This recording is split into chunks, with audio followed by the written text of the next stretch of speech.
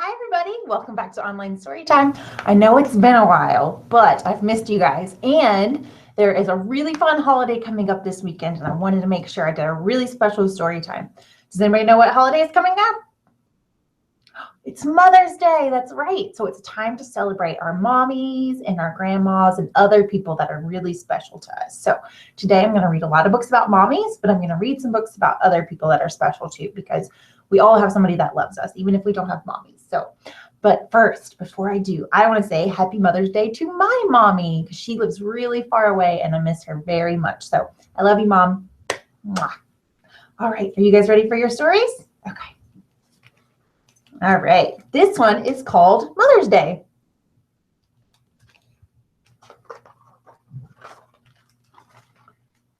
Evelyn, what are you going to do at school today? My mom asked me. I can't tell you, I said. That's a secret. At school, Nicholas and I walked down the hall together. He said, "Hey, Evelyn, did you remember to bring one?" I nodded and showed him my shiny gold button. "Mine's yellow with red stripes," he said. It's like they had to bring buttons to school. I wonder why. At circle time, Mrs. Madoff said, "What holiday will we celebrate this Sunday?" "Mother's Day," we shouted. Oh, good. Did everyone remember to bring a button? She asked. Everyone had. Evelyn, how will your family celebrate Mother's Day? Asked Mrs. Madoff. My maman will be very happy, I said. My big brother will come home from college. He and Papa will make beignets, and I'll roll them in powdered sugar. We won't let maman help because Sunday is her special day. Mom and I are hiking to the top of Chickasaw Mountain, said Jessica. Just the two of us. She loves to hike, and so do I. I bought the kind of sweet, fat, black, seedless grape she loves for our picnic. I like picnics. Dad and I are going to give Mom the birdhouse we built. It has a tiny hole, Evan said. The hole is tiny so that only wrens can fly in and out.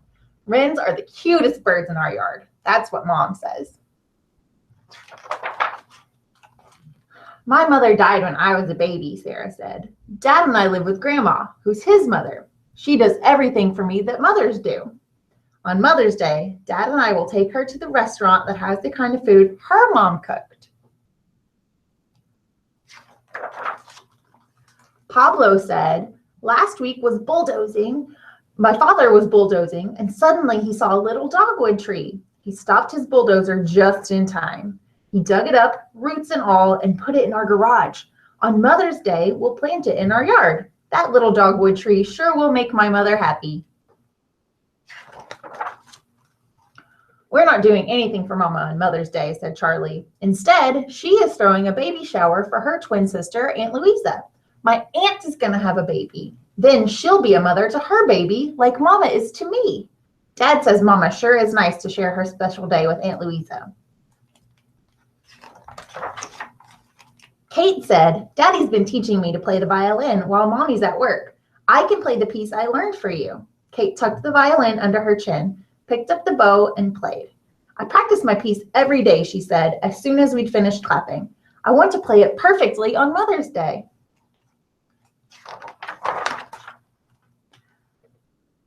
Mick Coco said, my mother is tired of only looking at pictures she draws. So my father and I decided the best gift we could give her was an all-day trip to the biggest museum in the city. On Mother's Day, we're going shopping at the mall for a new kitchen table. I took all the money out of my piggy bank, Sam said. It will help us buy my mother a new table with chairs to match. Don't forget me, said Nicholas. You know I never would, Mrs. Madoff said. My mom loves animals, but all we have is a goldfish. You know what? She's getting a puppy for Mother's Day. I picked him out. Cute. Mrs. Madoff said it was time to make Mother's Day presents. A lady I never saw before come into our classroom. Boys and girls, said Mrs. Madoff, here's Annie. She's my mom. She's going to show us how to make paper flowers with our buttons. We started with a circle of construction paper. Next, we cut petals from tissue paper and glued them all around the circle. That made a flower. Then we glued our buttons in the center of our tissue paper flower. Finally, we cut out leaves. We glued them to fuzzy pipe cleaners. And we glued the pipe cleaners to the flowers. Our flowers had leaves and stems. My pink and red rose with its shiny gold center was the most beautiful thing in the world. That's what my mom said. She loved that rose and the beignets that I brought to her on Mother's Day. The end. Are you guys going to make anything special for your moms on Mother's Day? Or did you get to make anything fun at school? I hope so, because Mommy loved presents. Even if you can just draw her a picture, I bet she would really like that. All right, time for our next book. This one is called I Love Mommy. When I'm with Mommy, I feel cozy. We have the best time. We draw together. Mommy can draw anything. We hang up our pictures. I flip-flop around the house. Let's go outside, says Mommy. It's raining, says Mommy. Let's sing the rain away. We hum, we sing. Mommy's fun. I'm thirsty, I peep. Look in here, says Mommy. I have a drink for you. Mommy always has the things I need in her big bag. Whee, says Mommy as she takes me down the slide. Mommy helps me learn new things. I'm never scared with Mommy. I wish I had someone to play with, I say. Mommy sees my friend and waves. Let's invite your friend to our house, says Mommy. Oh, yes, I peep. Mommy, will you show us how to build a fort, I ask. Of course, says Mommy. Here's the fort we built. It gets dark and we go inside. Mommy puts on music. We twist, we twirl, then we sit down on the couch. Please read to us, we ask. We snuggle all together with a big pile of books. I am sad when my friend goes home. Would you help me make supper? Asked Mommy. I set the table. I stir the cheese on the noodles. We talk about our afternoon. Mommy knows just how I like my bath. It's perfect. When Mommy tucks me in, she says, I love you. Sweet dreams. Good night. I love you too, Mommy. The end. All right. So if you guys want another special surprise for your mommy on Mother's Day, there's a song that you can sing to her. Do you want to learn it? Okay. So this is a song you probably already kind of know. Do you know the happy birthday song? Yeah, this song sounds just like that, except we're going to say Happy Mother's Day to you. Okay, let's learn it. Happy Mother's Day to you. Happy Mother's Day to you. Happy Mother's Day, dear Mommy. Happy Mother's Day to you. I bet your mommy will like that if you sing that to her on Mother's Day. So you want to try it one more time so we can practice? Happy Mother's Day to you. Happy Mother's Day to you. Happy Mother's Day, dear Mommy. Happy Mother's Day to you. Very good. I bet she will love that. I know my mommy would and will when she watches this. All right, you guys ready for the next book? All right, this one is called Because Your Mommy Loves You. All right, here we go.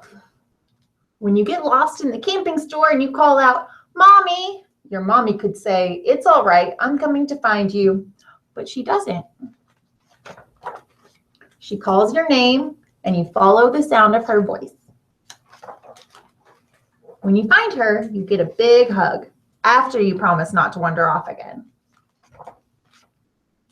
When the pack on your back feels like a giant rock, your mommy could say, that looks awfully heavy for you. Here, I'll carry it.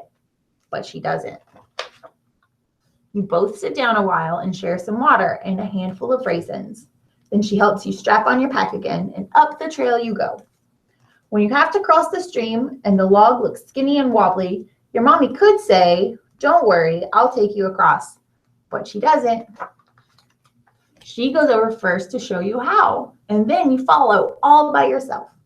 When you find a blueberry patch and it takes forever to fill one tiny cup, your mommy could say, oh, don't bother, you've done plenty. But she doesn't. She shows you where to find the best bushes and how to use your hat like a bowl. And soon you have enough to make blueberry pancakes. When it's time to set up the tent and your side gets all tangled up, your mommy could say, this is a job for a grown-up. Let me fix it for you. But she doesn't. She shows you the pictures again. Then, step by step, the poles and cloth and rope become your tent. When your marshmallow gets too close to the fire and turns into a lump of charcoal, your mommy could say, what a shame. Here, I'll make you one that's just right. But she doesn't.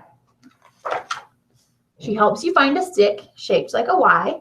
She shows you how to push it into the ground beside the fire. And your next marshmallow is toasty delicious. When the fire burns low and you see 5 shooting stars and it gets so cold you start to shiver, your mommy could say, stay right there. I'll get you something cozy. But she doesn't. She hands you a flashlight and reminds you where you left your sweatshirt. You go into the dark tent, and after you find it, you pull it on and hurry back to the fire. And the two of you snuggle extra close. When it's very late and you can barely keep your eyes open, your mommy could say, you're all tuckered out. Let me carry you to bed. But she doesn't. She pulls you up and you help her put out the fire. She follows you to the tent and you crawl in first. While you take your boots off, she fluffs up your pillow and unrolls your sleeping bag. You slide inside and she zips the zipper up to your chin. And then your mommy could say, see you when the sun comes up, or lots more hiking tomorrow, or get a good rest now. But she doesn't.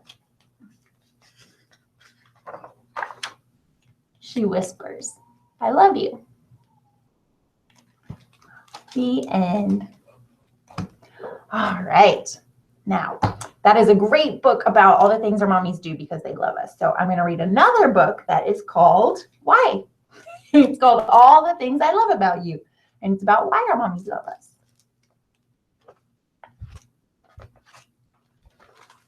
There are oh so many things I love about you. I love the way your hair looks in the morning. I love how you look in your pajamas, although getting you out of them is another story. I love how you eat. I love watching you play with Papa. Sometimes. I love the feel of your heartbeat, as if you have a butterfly fluttering on your insides. I love when you hug me like this, and especially like this. I love how you skip the letter Y in the alphabet because Z is too much fun to say. I love hearing you say, Mama, Mama, Mama. Although sometimes I prefer Papa. I love when you hold my hand, and even when you let go, I know I haven't.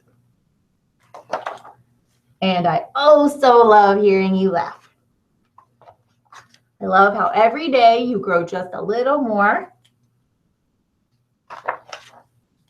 How every day you learn just one more new thing. And when I think I can't possibly love you anymore, the next moment I do. There are so many things I love about you, but mostly I just love you. The end. So I think that's a great story because we all know our mommies love us. Or if we don't have mommies, we know we have someone special who loves us. So what can we do to show our mommies that we love them? Should we help them out on Mother's Day? I think that would be a nice thing to do. We could help mommies clean. We could help mommies make food. And we can give them lots of hugs. So do you guys want to sing a song about some things we can do to help mommy and show her that we love her? Yeah, let's do it. All right. So we're going to say, I like to help my mother. Do you like to help your mother? Yes, I like to help my mother. To me, it's just like play. I wash the dishes and sweep the floors because it's Mother's Day. I'd like to help my mommy. To me, it's just like play. I wash the dishes and sweep the floors because it's Mother's Day. Are you going to help wash the dishes and sweep the floors? You better. I would if I lived close to my mommy. Sorry, Mom. All right. So I'm going to read a couple more stories because a lot of us do have mommies that love us, but some of us don't have mommies. So we have other special people that we love. And so for some people, that's our grandma. So I want to read one of my favorite grandma books. It's called My Grandma's a Ninja. Hi, Grandma. My grandma came to visit last week. She's a ninja. It was fun at first. Instead of riding the school bus, we took a zip line. We zipped past the crossing guard so fast his uniform blew off. All my friends were like, whoa! At show and tell, Miss Rotter asked, what did you bring today, Ethan? I said, a ninja. Then Grandma dropped off from the ceiling and everyone laughed except Miss Rotter. She fainted and took the rest of the day off. At recess, all the big kids wanted to be friends with me. Is she a real ninja? They asked. Can she teach us some karate moves? You bet, I said. And she did. On the way home, she said we could rub mud all over ourselves and roll in the leaves so that our enemies couldn't track us. Great idea, I said. But it freaked Mom out. She dropped her favorite vase. She had to lie down, so we didn't get to go to dinner at my favorite restaurant like we'd planned. Grandma made dinner instead. It was raw fish. It was horrible. The next day, Grandma brought me to soccer practice. My teammates were excited. Is she a real ninja? Can she flip upside down in slow motion and freeze in midair? Yeah, I sighed. And she did. But when she landed, she kicked the ball so hard that it deflated. Poof! Soccer practice is over, announced Coach Randall. Everyone go home. My teammates were mad. Why'd you have to bring your ninja grandma, they said. I was mad too. No more ziplining, I told her on the way home. No more hanging upside down, no more rolling in leaves, and no more deflating soccer balls. I'll try, said Grandma, but I am a ninja after all. Try very hard, I said. My soccer game is tomorrow, and if you deflate the ball again, we'll lose. As soon as we got home, she somersaulted across the lawn, dived through the hedge, and catapulted from a tree limb into the dark night. The next day, Grandma wasn't there to take me to school. I took the bus. At show and tell, Miss Rotter asked, what did you bring today, Ethan? Everyone looked up at the ceiling, but Grandma wasn't there. Nothing, I said. Even Miss Rotter seemed a little disappointed. At recess, no one would play with me. They were still mad about the soccer ball. I was still mad too, but mostly I just missed Grandma. She can't help being a ninja, you know, I told them. After school was the big game. Mom and Dad were there, but not Grandma. All the players on the other team were bigger and faster. We were getting creamed. Don't give up, yelled Dad. Focus, yelled Coach Randall. Ninja, yelled someone on the other team. Sure enough, Grandma was coming down the sideline toward us doing backflips. Go, Ethan, she shouted. You know what to do.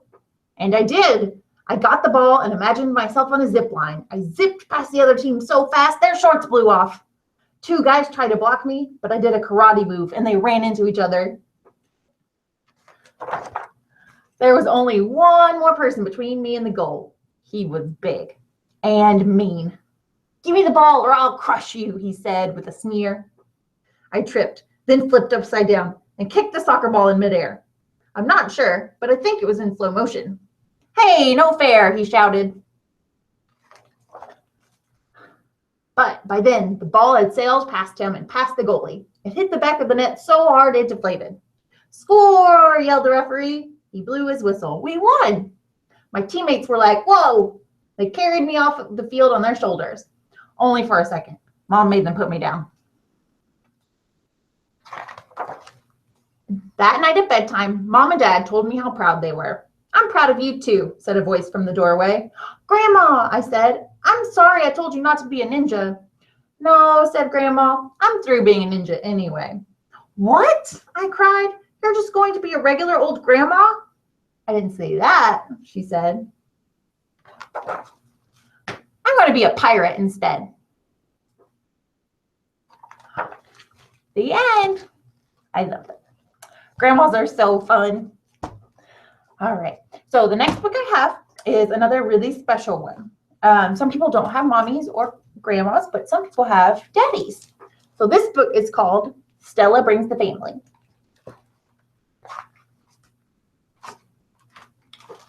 With a hug goodbye, Stella dashed to her cubby and raced to her spot. Miss Abbott had a surprise for the class.